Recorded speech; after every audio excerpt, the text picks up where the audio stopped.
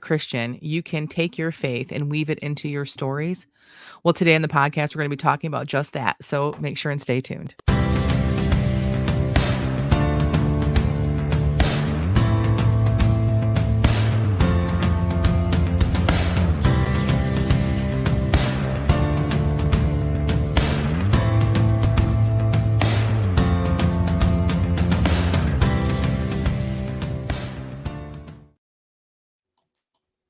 Welcome to the Christian Indie Writers Podcast, where we inform, encourage, and support Christian indie writers on their journey to publication. I'm Jamie Hirschberger. I write short fiction under the pen name J.R. Nichols. I'm Jennifer Carl Tong, and I write historical Christian romance. And I'm this Christine is Tina Catane, and I write multiple genres. I wondered if you were frozen for a moment. Good morning to everybody listening later on iTunes or wherever you find your favorite podcast. And a special good morning to all of the live participants in our chat room. I see already Jason and Carol and Meg. Good morning to all of you. Thank you to everybody who tunes in. We really appreciate your support and encouragement. Might I ask that if you're watching us on YouTube, you share this video playback so that more people can find the Christian Indie Writers Podcast. We would love to reach as many as we possibly can. Also, we have a vibrant community on Facebook, the listeners of the Christian Indie Writers Podcast. And there's also an opportunity to join our Patreon. For just a few dollars a month, you get access to some extras, and we'd love for you to go over to Patreon and check that out. So without further ado, we're going to segue into the What's Up, which is where we go around the virtual table with our hosts to find out what is up with us. And so, Jen, I always like to pick on you to go first. What's up with you today? Well, I'm glad you went with me first because I wanted to start off actually with thanking our brand new patrons. If you are new here, we just started a Patreon page for the listeners, and we would like to thank you so much to Piper Dow, S.L. Perrin, Teresa Thomas, and Meg McDonald, our newest patrons. So thank you so much. If you are interested in supporting this podcast and what we do and the ministry here, we would appreciate if you would go over to Patreon and share a little love that way. We have our first Q&A, our first monthly Q&A will be within 10 days. So we're very excited for that. So yeah, and just to clarify, this is not to personally benefit any of us. We take all of the money that we get just to pay to keep our StreamYard active and things like that. So it's really to support the working of this ministry and not to benefit any of us individually. Exactly. We don't take a penny from this podcast. Everything, if anything, the money that would come in, if it would somehow go above and beyond what the expenses are that we pay out every month for this podcast, it'll go right back into the podcast, whether we will extend it through other new projects or other retreats that we're looking to plan. So all the money goes back into the podcast. So my what's up is I just want to thank everybody for allowing me to take last Friday off. We had a funeral at our church, a funeral and a funeral dinner. And those of you that know, I've had a lot of loss in the past several years, but really in the past couple of years. And there have always been people that have stepped up and done these kind of things for my family. And it's one of those things that, like, if you don't have to think about it and you show up and it's just done, it's such a blessing for the family. And this family they were, not the gentleman that passed away. It was a father of the gentleman that passed away. His son and wife, one of his sons and wife, are friends of mine. They live out of state now, but I was able to make that happen for them. And I appreciate that everyone understands that we're flexible here and that we're volunteer staff doing this as well. So it really it felt good. That sounds weird to say it that way, but to know that I know what it felt like to be them, and to know that I was able to do that for them was a good thing. So I appreciate you guys and letting me do that. Of course, that's really, Christian is the first word in what we do. I mean, aside from but anyway, it's also an action word, hands and feet of Christ, and bearing one another's burdens and all of that. So of course that we would make that allowance for you. Glad that you were able to be a support to somebody. Yeah. Jason's sharing his what's up before we move on to you, Jamie. Jason says his what's up just started working on getting my first draft done in 6 months' time. This is the first week, and currently I'm ahead of schedule in my writing goal for this week. Oh, Good all for you, right. Jason. Yay, Good that's for Yay. you. awesome. Yeah, very excited for him. All right, Jamie, how about you? What's up? Well, I had a fight with Kurt the Porch Goose because he Mm. wanted to wear a kilt for St. Patrick's Day. Oh, hold on. And Yeah. I I'm being- I was like, Kurt, these goose outfits are super expensive. And so we kind of had a little bit of a compromise. I did what I could for him from the dollar store. And so he is going to be celebrating St. Patrick's Day with a very unique outfit crafted especially for him. And hopefully Jen can share the pictures so I'm everyone. sorry. I was writing up to the very last moment. So here it comes. It's percent. This is Kurt O. Cobain wearing his St. Patrick's Day finery. And if you can't see him, Here he I is. will, if you're listening, I will go and put a picture of him on the Facebook group too, so that you have an opportunity to see how fetching and dashing he looks. So Nice. you made this together from dollar store items, is that what you said? Yeah, well, except for the bow tie and hat, they were in a bundle at the resale shop. So You found a bundle at the resale shop of stuff for we Goose? have a really good resale shop manager person at this one location. And anytime there's Mhm. a holiday on the calendar, they Mhm. corral anything to do with that holiday, towards the front That's of the cool. store. They're super smart. You know what I mean? So you go in and you're Yeah, like, yeah. oh, I wasn't going to buy any St. Patrick's Day stuff, but here it all is Here it all. conveniently for me to grab. Yeah, he So looks it adorable. was, I appreciate that. I had to, I stole that beard off of a gnome and then I had to paint it with tempera paint to make it the right color. So there he is. He looks great. For those of you that are just listening, Kurt is Jamie's porch goose that originally got his name because when she dressed him up as a scarecrow, he looked like Kurt Cobain. So that's Yeah, where he's from. the Yeah. hairdo. Mhm. All right. So that's my what's up. What's up in your world, Miss Tina Bambina? Well, I sort of went on vacation this week. Ooh. My son had gotten a kitten, and my son lives in Bad Axe, Michigan, which do I have the wrong hand up? No, that's right. That's Uh That's right. correct. it's up here. This is the Mm. lower peninsula of Michigan. I live here. My son lives here. Uh the vet where the cat had to get his stuff cut off is up here. Mm. So the cat was getting neutered. It Mm. was one of those situations where you drop the cat off in the morning and pick him up at end of day. Well, my Mm-hmm. son worked second shift, so he could not pick the cat up. And my other son, who works part time and could be home, doesn't drive. So he asked me if I would drive up to Bad X and pick up his cat from the vet, and he would pay for me to come down a day early and stay in a hotel Mm. because he doesn't. His house is like a major fixer upper, and he didn't have anywhere comfortable for me. And then he also paid for a second night, so I wouldn't have to drive home in the dark. Aw. So I got 2 nights at the Holiday Inn in Bad Axe, and I brought my daughter with me, who's never won adaptability, and we basically. I'm tempted to say I didn't work this week, but in the car on the drive up there, we listened to Microsoft Word on my phone read my manuscript for book 3 to us as we were driving. And then we got to the hotel and we basically read. We kind of we went to Walmart and got snacks and stuff, and we basically laid in the hotel bed and read.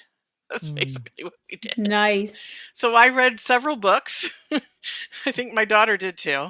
My son took us out to lunch the next day, and then I picked up his cat, and then we went back to the hotel and read again. Oh, we did spend some time in the hot tub.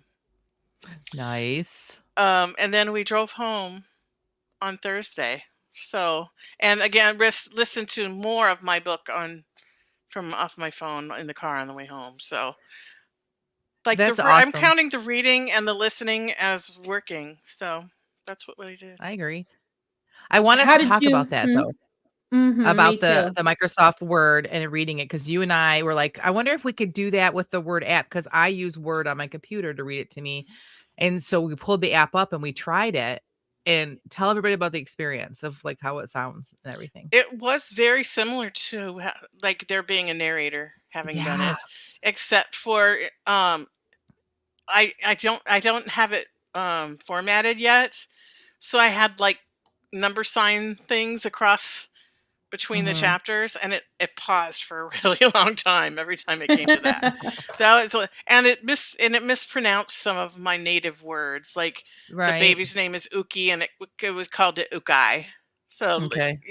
but other than that, um, my daughter cried. Like it was a very and I uploaded it to my phone to Microsoft Word on my phone, and then I have Mhm. this little contraption in my that you plug into the headphone jack of your car, and it's a Bluetooth thing, so it connects to my iPhone and it plays it through the car speakers. Yeah, that's awesome. So we were listening to it through the car speakers while I drove. So it was, yeah, it was a really good experience, and they've come a long way with the read to me Yeah, the AI thing. is it Yeah, is amazing now. It sounds like a person, but still, you can still tell. But that's the good thing about having your work read to you is like you said that they mispronounced native things.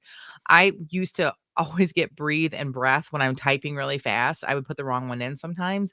And then when I would read it myself, I would read the correct one because in my mind it was the correct one and I would never catch it, but Microsoft Word would catch it every single time. They would read it properly. I'd be like, "Oh, nope, go back and fix that." hmm And then it also is really good for whether or not your commas are in the right place or periods, because they'll pause for comma, stop for a period. So sometimes when you're listening, if it sounds like the sentence is raced, it's because you're missing a comma somewhere. And so, yeah, it's yeah. a really great tool to use. I was really trying not to pay attention to that because we were just listening for story elements. Yes. Yeah, Right. and You're at a different stage, but there was a couple times, like there was at least 6 times where the narrator said Angelia. I'm like, oh, I Mm. have there's left the C out of Angelica's name, but I know that I can go into Word and like do a search for Angelia and change it to Angelica real easy. right. So I tried not to pay attention to that stuff and just like, and then I kept pausing it and asking my daughter like, how did you feel about that scene? Did you think it was Mhm. this, or what did you think? Like, so I got like from somebody else who was listening as a reader, what was your impression of what was happening in that scene? And I got it like right then while I was listening to it and going, "Ooh, maybe that's not right." Right. But like her feedback was so helpful. Right. I no longer write in Word because if you've been with us from the very beginning, you probably remember that I have lost almost complete stories because of Word crashing. But I do like the nice thing about Scrivener is that you can turn it into a Word document pretty quickly, and that's what I do. Catherine Carroll says, not only first of all, she says Kurt is so well loved. Yes, we all love Kurt. She says, listening to my books is one of the most important steps in writing. Thank God for those apps. I agree. Yeah. I absolutely agree. So, yeah. Okay, well, I think that pretty much covers the what's up with everyone. And so it's time to transition into the topic of the day, which is how to weave faith into your novel. Now, whether you write explicitly Christian or not, Mhm. you can still display your faith through your writing. And that's what we're going to talk about today. So, what prompted this episode? Does anyone care to share the story of why we're talking about this? Because we needed to come up with a topic. Jamie wasn't Yes. part of the she wasn't in our meeting, so it really was we were just throwing a bunch of ideas around, and I think it just popped in my head, and I just said it out loud. I said, "What if we talk about" at first I said, "What if we talked about, um, putting Jesus in your story?" Like, very specific. Mm. I started off being very specific Mhm. because I think that could be a whole topic idea, but it may not fit everybody. Not everybody would wanna have, like, literally, like, having, like, the archetype or having, literally, like, the teachings of Jesus. There was lots of different things we could talk about in that, but then as we kinda threw the idea around, We talked about your faith. Like there's lots of ways of adding your faith into your novel without it turning it into like an explicitly Christian book. Or even if you write explicitly Christian, there are still ways that, like, how do you do that? If you're writing a Christian novel, like, how do you make it like Christian? So these are the things that we talked And about. when she said that, it really resonated. When she just said that topic idea, I Mhm. said, "Oh, that really resonates with me because I'm writing a murder mystery, and I'm playing around or juggling the ideas of how do I put faith into a murder mystery Mhm. where I can market it to the general public and still make my Christian fans happy." Mhm. That's really interesting. I will be excited to see how you uh, clear that hurdle. And I see that we talk a little bit in the outline here about Christian principles. Mhm. And so, is this the idea that you would infuse the ideal of Christianity into the book just by having people with good principles in the story? Yeah, and like, so my thing was, okay, if I make my main detective a Christian, then his Christian worldview Mhm. could come through in what he does during the course of the story, Hmm. the actions that he takes. And the thing that we talked about was my husband just start I feel like this was providence, really. My husband just a few weeks ago found Blue Bloods. It's a Now, great show. he's the kind of guy who likes to like binge watch the same thing over and over again. He has like every episode of MASH on DVD, and he will just watch it from beginning to end, every season, every episode, and then start over. And Hmm. just keep, and he's done that for years. So for him to go to something that's not MASH or JAG or Tour of Duty Mhm. was kind of but he has been binge watching Blue Bloods. And Mhm. so then they have this thing where they have family dinner as part of the show, and all sitting around the table on Sunday having family dinner, and it every time they eat, it's somebody else's turn to say grace. And they say grace, and then they eat, and then they start to discuss whatever topic is going on in the show in that week. And a lot of times they bookend the show. They start out at family dinner, they end at family dinner. I love And framing. so that really started giving me some ideas of like what I could do with my murder, like mystery type genre book Right. based on what they did with Blue Bloods. And then like there were times like the one son was struggling with something, he went to the church and talked to the priest, like stuff like that. Right. So you can take your Christian principle. So the principles, like you had mentioned with your character, originally when they, like their worldview is going to like change how they see things and do things Sure, as a yeah. detective, but also the practices, like you said with Blue Bloods, like the practice of praying, the practice of attending church. You can weave those into your story without it becoming like a explicitly Christian book. Now, I wouldn't say that like just by doing that, like if you're writing explicitly Christian, I think you need to do more than that. But I think it's a great way to be able to weave your faith and your experiences into your novel like that. So, Hmm. Now, it's interesting because the next bullet point is Christian side characters, which made yeah, me think that maybe the first one was supposed to be Christian principles with an A, like no, Christian principle characters. But no, you can have the Christianity be manifest through a side character who is right. trying to perhaps witness to your other characters, or what do you That's one think? way. Yeah, that's Yeah. one way. You can have like we are talking about murder mystery, like if there's a sidekick to your detective, or people will accept a side character being much more like Fervent. fervent in their Mm. faith because it's not the main character, and people know that there are people like that exist, so they don't feel like that maybe you're trying to stuff your faith down their throats if you have a side character. But the side character can do so much. A side character can completely share the gospel to someone reading Mhm. without them feeling like it's a Christian book, right? So Hmm. there's a lot of things you could do and play around with that. Yeah. Catherine said she read a historical Western zombie series a few months ago. And while Mhm. it wasn't a Christian book, the sheriff, main character in this case, prayed as well as thought about and quoted scripture. She says it was well That's done. awesome.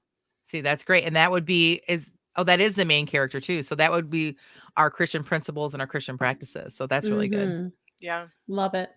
Jason says, "I write medieval fantasy, incorporate faith into it a lot. The Jesus character in my book is a giant dragon." Yeah, that's awesome. Ooh, yeah, Yeah. that's like Aslan, right? Like, Mhm. interesting. That's really interesting, Jason. Yeah. Yeah. Okay, so if you don't flat out straight up have Christian characters doing Christian things, what about having like a biblical theme for your novel? That is the next bullet point. And I will sort of speak to this because, as you may or may not know, my first novel is like sitting on a burner, simmering, in my world. But as I'm thinking about the themes of what I'm talking about in this story, it's very much about things that are pertinent to Christian life and Christian community. And so, if you could have a biblical theme in your novel, have you guys seen that in practice? Mhm. Well, I did that with my first series, where and they are Christian fantasy, specifically geared for Christian audience. So the theme of book one was grace, and the theme of book two was forgiveness, and the theme of book three is faith. Hmm. And so the main story in book one was a main character who can't find grace in their life, who goes on to find it. Book two, several characters in different stages of forgiveness. Some of them need to forgive themselves. Some of them Mhm. need forgiveness for themselves from God or from somebody else. Some of them need to forgive somebody else who wronged them.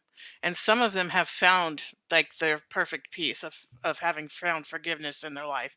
And so you see these different characters from these different places of forgiveness. And then this next book that is I'm working on editing now is faith and my question that I ask myself is what can I put my character Angelica through where she needs unshakable faith. Mm. And so that's the theme of book three. So with my 3 novels, well, I have 4 novels, but the first one was the novella, but they all do it's similar to Tina's. They all have, like, kind of an overarching theme that is a biblically based theme, but I also took each of my characters' names, and they represent a character in the Bible. Like, so book 2 is, the main character's name is Esther, and although the story I wrote is not a retelling of the story of Esther, the my character Esther has to stand up before the ruling people, the church board, and has to fight for those that are being persecuted. In book uh, 3, Phoebe is a female pastor, so that's kind of an obvious one for Phoebe. And then my last book, which is coming out soon, her name is Sarah, the mother of many nations, and that fits in as well. But I'm not going to give that away of how that works. But Sarah also had a stumble early in her life. She wasn't a perfect follower of God, and so that also plays into this story as well. So All Nice. right. So, Catherine mentioned this already, but you can also straight up have scripture references in your novel. yep. Now, what do you think about a book that's not explicitly Christian, but that maybe scripture before, chapter one, and then a little scripture verse, and then the chapter? Do you know what I mean? Like, Mm. don't like that approach, Jen? Well, if I'm trying to write a mainstream novel, that you might put people off. Now, again, I don't really care if it put people off, so I'm probably not the right person to ask. Jamie almost spit her drink. I'm not probably the right person to ask that question to, but if I were trying to do that, I would not approach it that way. It would be more like what Catherine mentioned, where he would mention scripture or scripture would show up throughout it.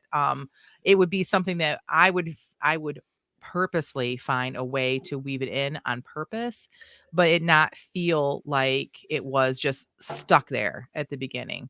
So, And I not so and put it in there not that it's preachy toward the reader. mhm. It Like has to fit the story. if my detective character comes upon a scene and he's struggling and he's having a hard time emotionally because of what he's seeing, he might like say a scripture to himself to boost himself up. Mhm. and it's for him. It's not at the reader. That's a Does good that make thing. sense? Yeah. But I also think too, again, I'm a plotter, not a pantser. And so it's part of my plotting process to figure these things out because if I wrote a book and then felt like I need to go back in and put scripture in, it would feel, I think, like it was just being stuck there. So Mhm. with everything, if it doesn't move the story forward, then it's not necessary. So that's why and I do feel it's necessary for my books. So it's part of my planning process.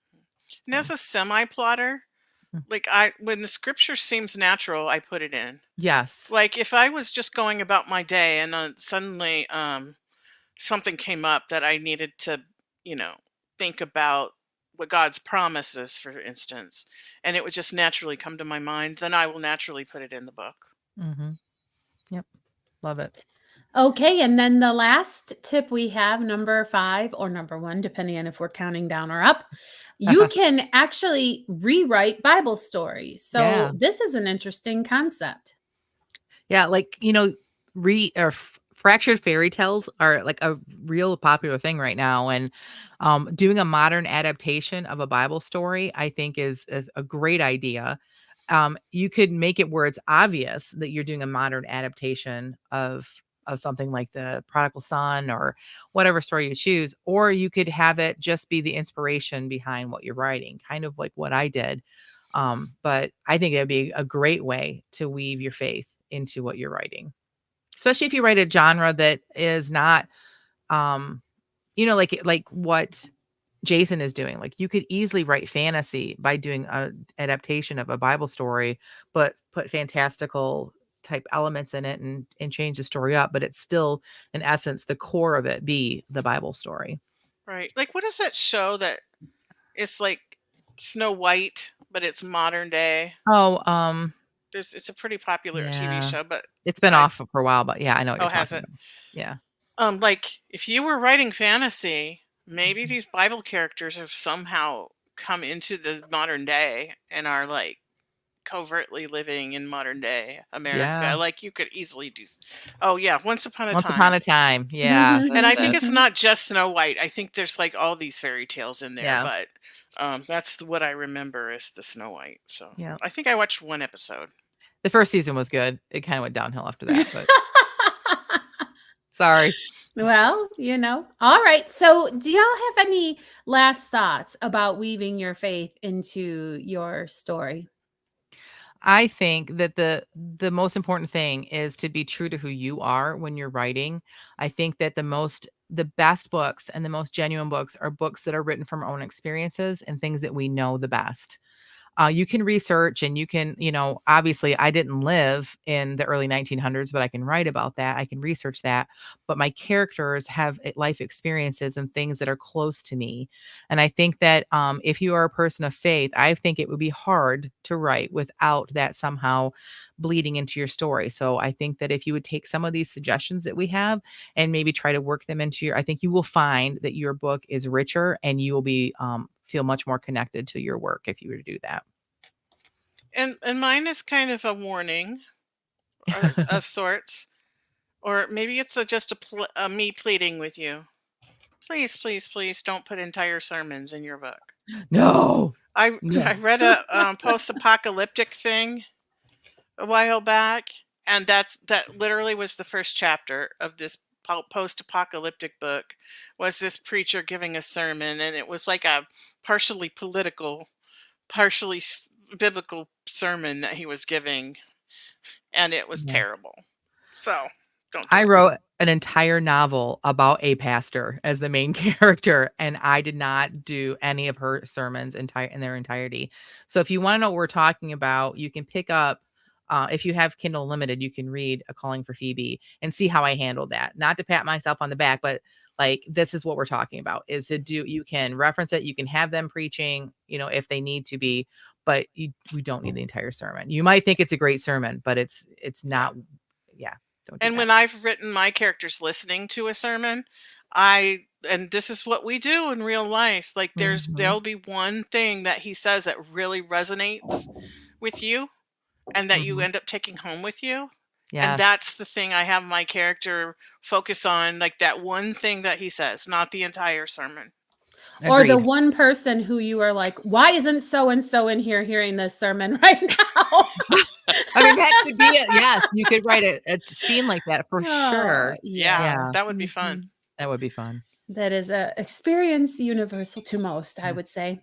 Boy, All Jamie right. needs to hear this. I know. Yeah, I know what you mean. Well, we're sort of zipping through our outline here, but it's That's all probably right. because I'm eager to get through my favorite part of the podcast, which is the feeding of the backs. And the reason that it is called that is because you give feedback in our sort of readers circle. We would like bring a piece and everybody would talk about it. And is your back well fed? In other words, did you get enough feedback? And so that's what we're going to do, except we're only going to give positive feedback. And the reason is because these sprint pieces were written before the podcast without any time to edit or clean them up in any way. And we just bring them to you raw, live. And so we only give positive and encouraging feedback. And we encourage you to take a crack at our writing sprint prompt and set a timer for 15 minutes, just like we did, and see what you come up with. And Jen, what was the sprint prompt today and what did you write?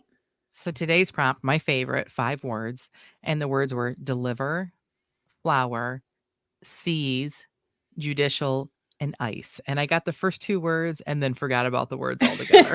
So, And the flower so is the sorry. flower with petals, not the white Oh, yeah, Yeah, stuff you use WER. for baking. Mhm. flower. Though I read a book recently where they used the wrong flower. No lie. I Oh st- my I, goodness. I stopped reading. Like I didn't even go any farther. I'm like, I'm not gonna make it. Even if it's the best book, I'm not gonna make it. All right.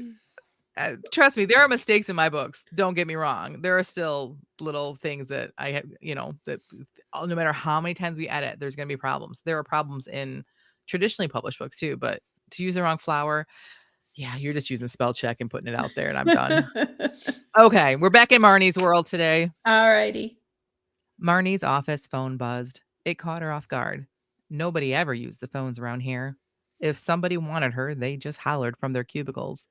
The phones were pointless, unless you were calling from somewhere other than the workers' cubicles. She glanced toward Mr. Boss's office, but he wasn't there. The mystery continued. Marnie clicked the intercom button. Yes, she asked tentatively. This is Doris at the front desk. There's a delivery for you. For me? Marnie asked incredulously. Who would deliver something for her at work? To her at work.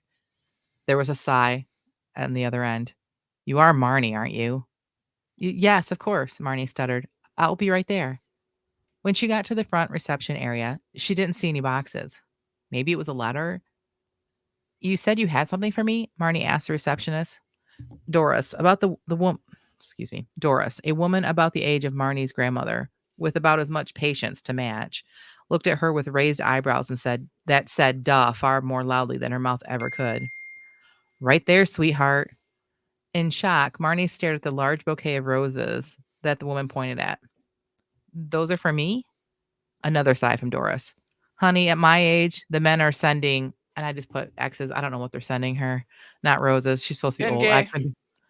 Maybe that would have been great. I couldn't think of a single thing other than depends. And I'm like, I don't want to go there. Okay.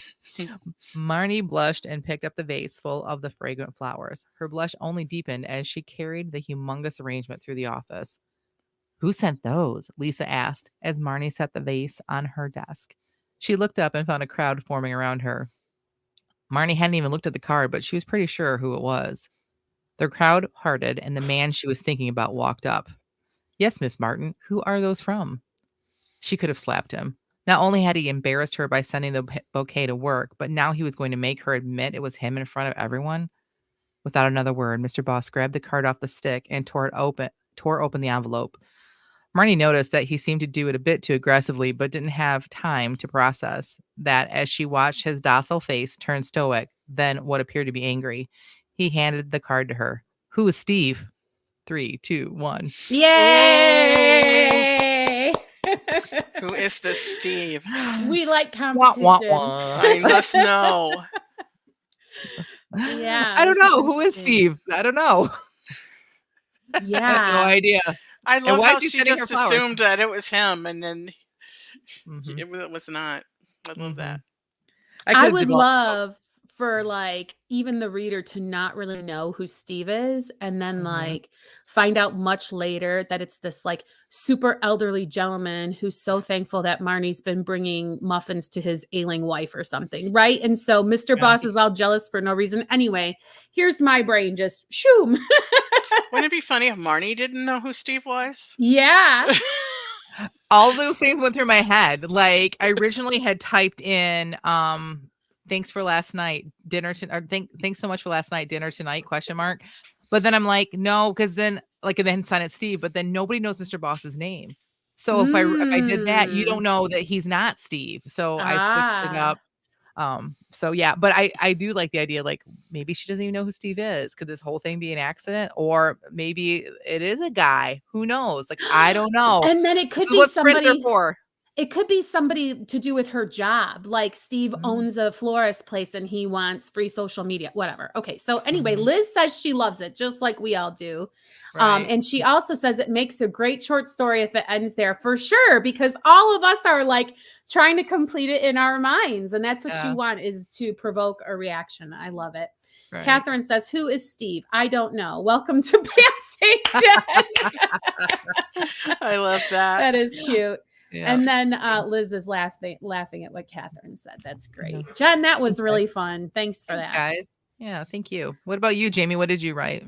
Well, I did actually get at least two of the words.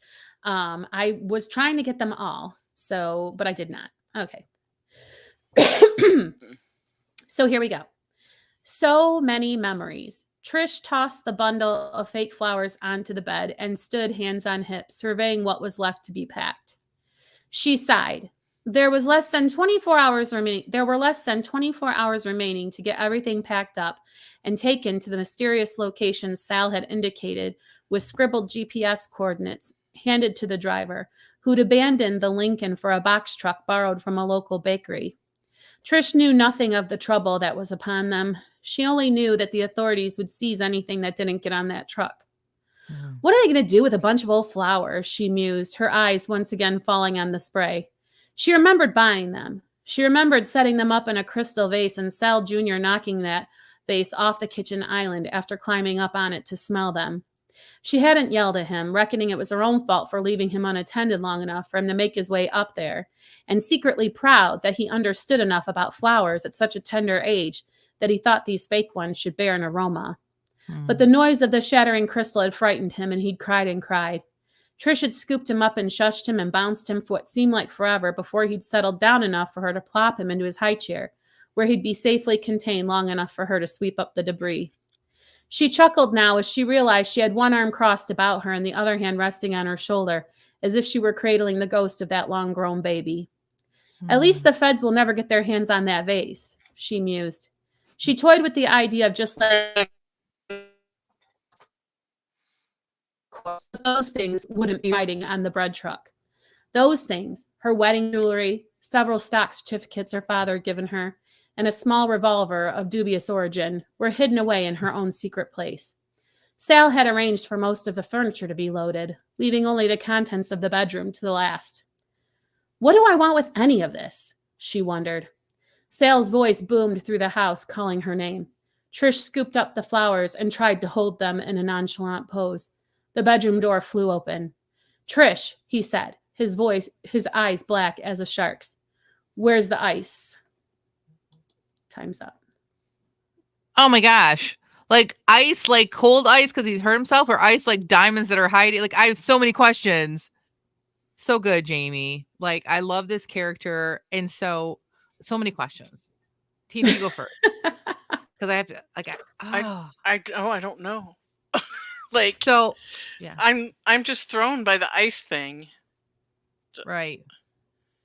So did you plan that, or did you just try and get the word in at the end? I gotta ask. No, in my mind, it's very clear he's talking about the diamonds in my mind Okay. because that's who Okay. he is. But Okay.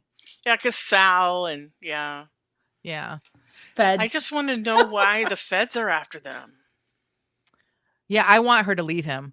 I don't even know anything about either one, but I want her to be done with him and just walk away. And now her baby's grown. I would like thought he was still little. My heart's broken for her now. And But yeah, why are the feds after them? What exactly happened? And are the feds like how fast before the feds are there? I feel this urgency the way you wrote it, which is what I think you wanted. If So this was a well look done. inside, I'm totally buying the book. Yeah, Aw, thank exactly. you.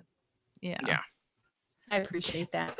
Catherine says 2 for 2 on the cliffhangers today. Yes, Yeah, that was good. That was really good. I appreciate that. I enjoyed writing it. What did you get for us today, Tina? And how many words did you use? Oh, I don't even know how many words I used. Maybe 2. Okay, here goes.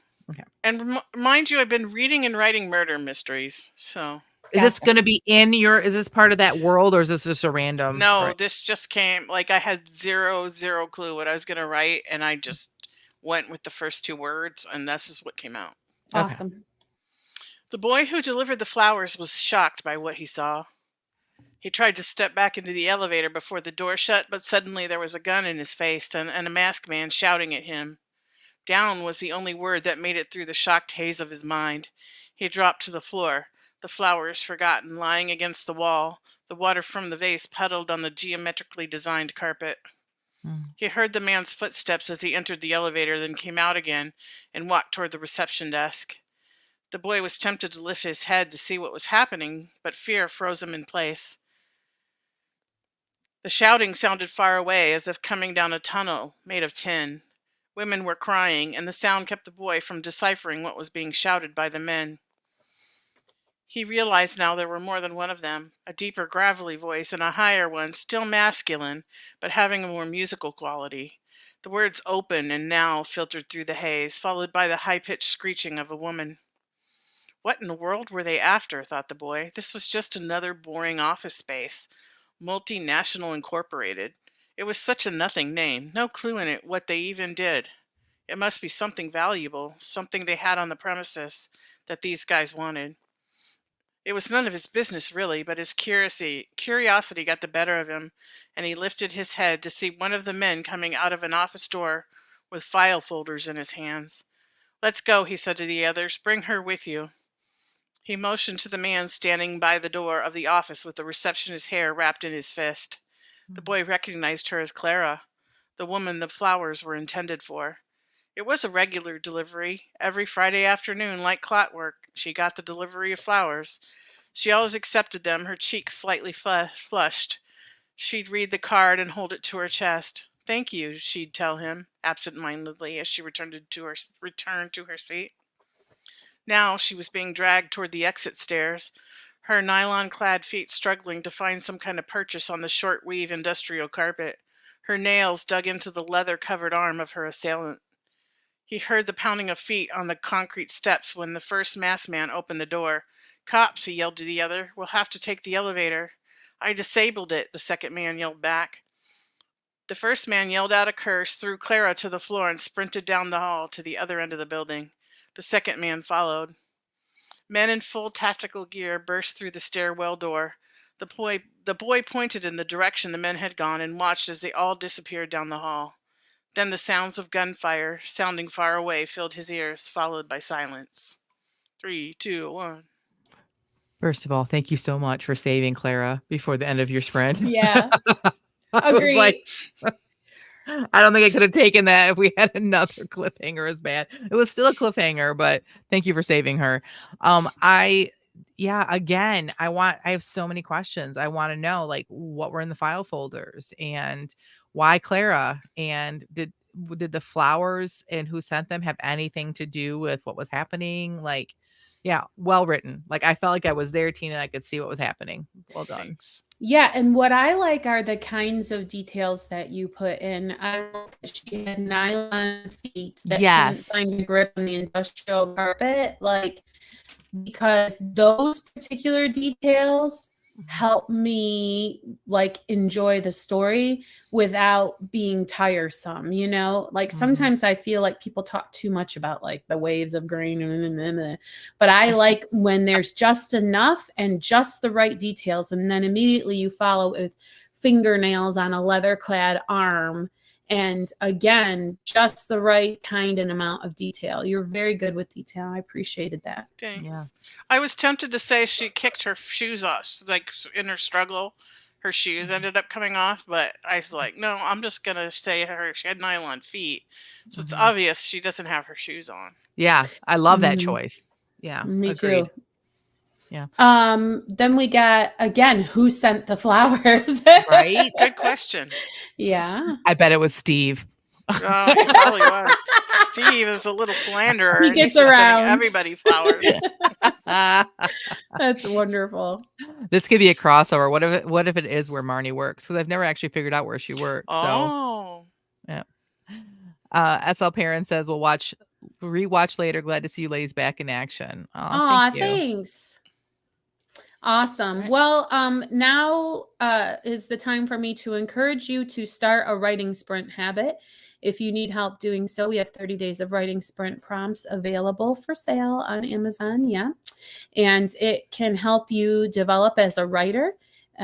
We share ours. We are being really super vulnerable. And if you care to share yours in our Facebook group, we would love to read it and to know that we've inspired you to do a little bit of writing today. All right. And so without further ado, we'll segue into our final segment. What's next? What's next for you ladies in your writing career or whatever you've got going on this week, Jen? So I am still working on the back of my book, and I've started. I've got to open up Photoshop and finish. The cover is already pretty much done. I just have to do the wraparound. So now that I have the page numbers and I can start doing the wraparound, and I actually ran into the woman that does my copy editing for me. The final, once it's in book form. I ran into her this week and she was like, she's waiting. She's ready for it. So it should hopefully be a pretty quick turnaround. So, and she's actually moving down in your neck of the woods, Jamie, in the fall. She's retiring and they're moving. So, that'll give you an excuse to come see me. yeah. Well, I don't like need we an need excuse. an I just need to do it. excuse. Yeah. What we need is money. That's what Yeah. Yeah. Mm-hmm. Yeah. Well, that's awesome, Jen. It's so exciting that you're this close. And when you get this one published, it's going to be a celebration because it's been kind of a long road for you. Yeah. Yeah. I'm looking forward to it. Lots of emotions and everything. Yeah. Yeah. All right. What about you, Jamie? What's next? Do you know what? I actually opened my manuscript this week. I couldn't even believe it. And so, that's the good news. The bad news is like it's even worse than I remember, but that's okay because slow and steady wins the race. How do you eat an elephant one bite at a time? And so presumably I'll be able to say a little bit more than I open the manuscript the next time we're together. But hopefully I've realized something about myself, and the issue is I cannot see myself doing this work that needs to be done. Like does anybody understand what I'm talking about? Like I try to imagine what it will feel and be like sitting down to do the work, and I just feel this gloomy oppression. Like I can't figure out, do I need to figure out a way to do it like from a standing desk perspective? Do I need to find an exceptionally bright and sunny area of my house to do it? Because it just feels like to do this work would be going into a gloomy cave. And that doesn't feel good. So I'm trying to like shift that. Jamie, I don't know like if you would ever spend the money on yourself to do this or not, but I think you should pray about and consider doing the Write Better Faster, where you can have a coach who would look at your strengths and would help you to be able to move forward. Tina and I were talking about this, about how it was one of the best things she ever did.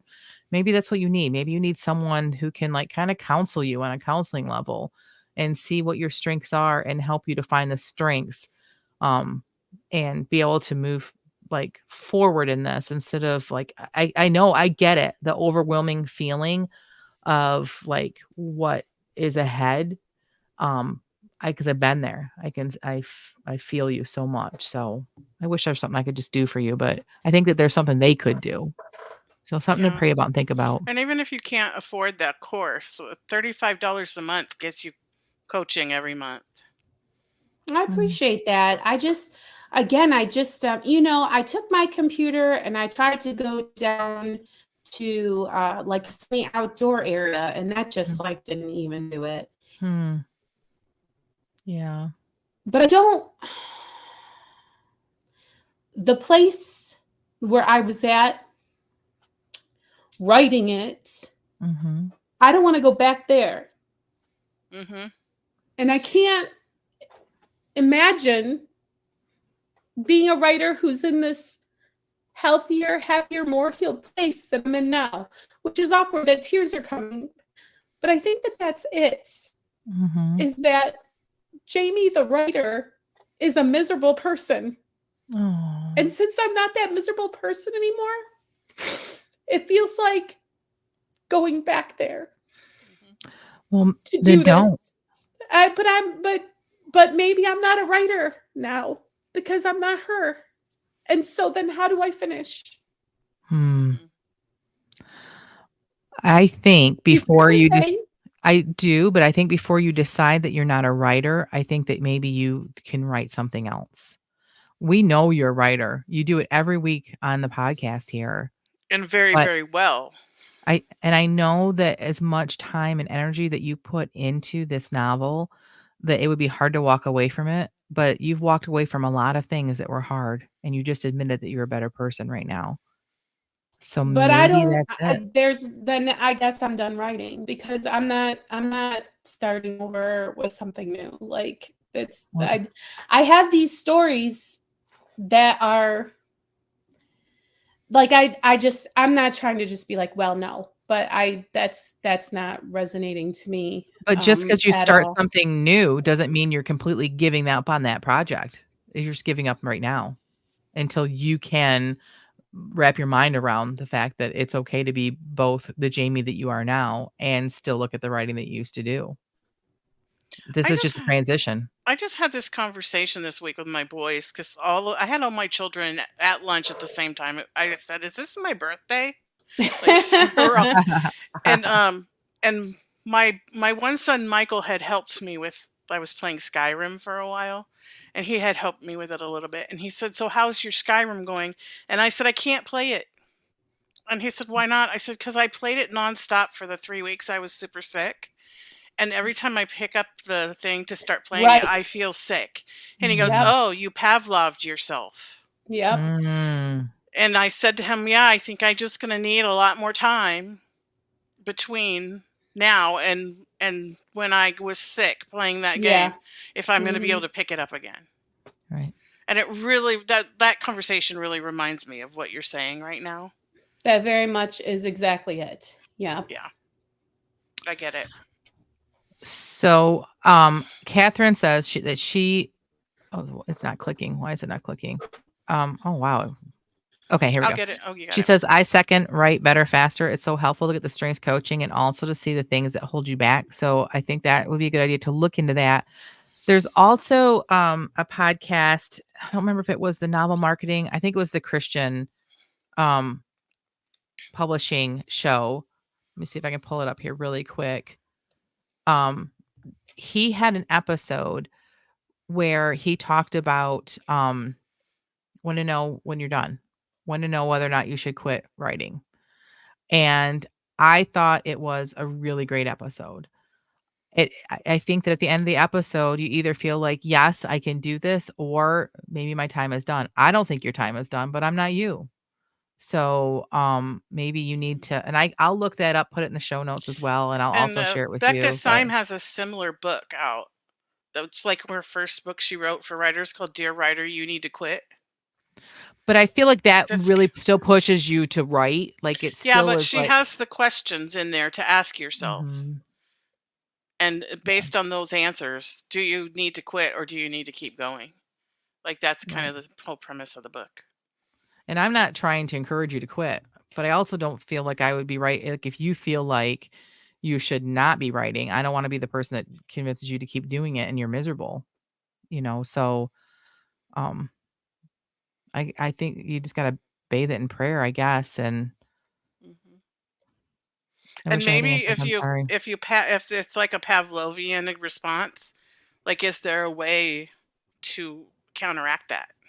I Mhm. appreciate that, because like this is what I'm talking about, like a standing desk or just an incredibly sunny environment, or Mhm. what would make it different enough, Right. because it's such an isolating, you have to do it alone, you know, Mm-hmm. nobody else can do it for you. You have to like, Mm-hmm. it's work you have to do. And Right. so I just have to figure out a way that I can do it. It's so funny. It's like, is there a way to do it that doesn't require actually doing that work? No. And so anyway, that's kind of where I'm at. So Yeah. Well, I think that just from what you said there makes me think that the right, better, faster thing might be a good thing for you, or to get the coaching, I think would be a good thing, because they would help you to figure that out, what you need to do or what needs to change so that you can feel good about it and start doing it again. So I did find it. It's actually the Novel Marketing Podcast with Thomas Umstattd, and it is his episode called When to Quit. It's not numbered, but it's from January 24th of this year. Anyone who's interested. all So, right, can you maybe send something to me yep, that's like a written down thing? Great. I And will. then And I will also put it in the show notes for everybody. what's next? I'm sorry, I've lost where we are. Shame, Tina. Tina has to What's share her next, what's Tina? next. Yeah. Well, I don't know how many people have noticed, but I put a link in our group, listeners of the Christian Indie Writers podcast, of a interview that Priscilla Shearer did with her brother on her show. And her Mhm, brother is a songwriter. So he's not a novel writer like us, but he's a creative and he's a musician and a songwriter.